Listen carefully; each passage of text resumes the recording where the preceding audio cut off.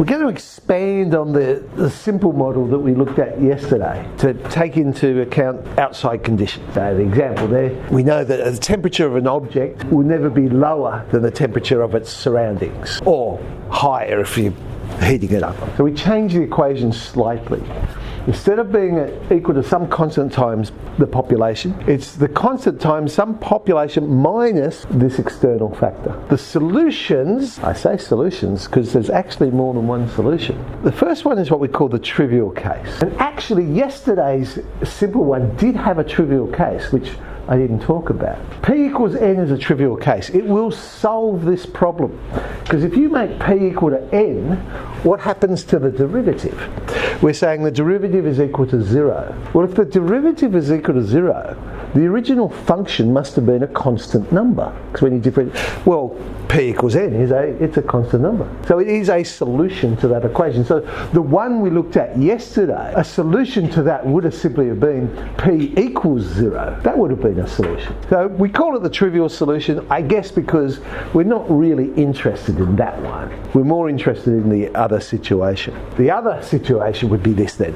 It's P equals n plus AE to the KT. So same answer we got yesterday, but plus that external condition. And when you think about the graph, all we're really doing is we're saying we're shifting it up or down depending on what the value of n is. So that n, that external condition, if we were to draw the graph, would end up being a horizontal asymptote. The population P still the same, but now the initial population will now be n plus A, because if you substitute in T equals 0, you would get n plus A. K is still our growth constant, and T of course is still time.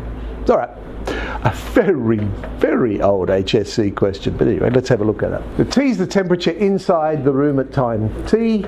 A is the outside air temperature. Newton's law of cooling states that the rate of change of the temperature is proportional to T minus A. Again, it's one of those ones where, hey, show that this solution works. So there's T. If I differentiate A, well that's 0. We get KC e to the KT, but I could rearrange my first line to make it, well, T minus A is in fact equal to C e to the KT. So in other words, the T to T does turn out to be some constant times T minus A. So it does satisfy that problem. So the outside air temperature is 5 degrees. The heating system breaks down.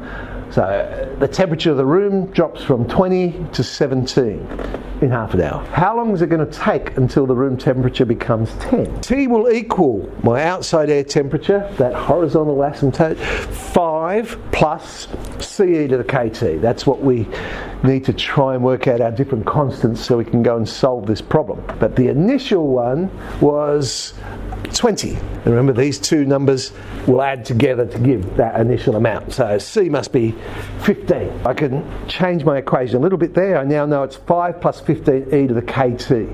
Next thing I need to work out is, well, what is that rate? What is K? The next piece of information we've been given. After half an hour, so 0.5, I know the temperature is now 17. Sub that in, solve our exponential equation, and we can work out K. There it is. 2 log 12 fifteenths. I could simplify 12 fifteenths down, but it doesn't really matter. Now, what happens when T equals 10? Let's substitute in, and you'll notice I didn't bother writing, what was it? 2 log 12 fifteenths. I left it as K, a bit easier. But we get e to the KT is 1/3. We're trying to find T.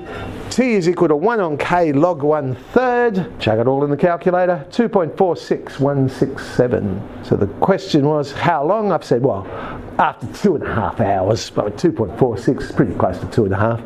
So after 2.5 hours, the temperature's now down to 10 degrees Celsius.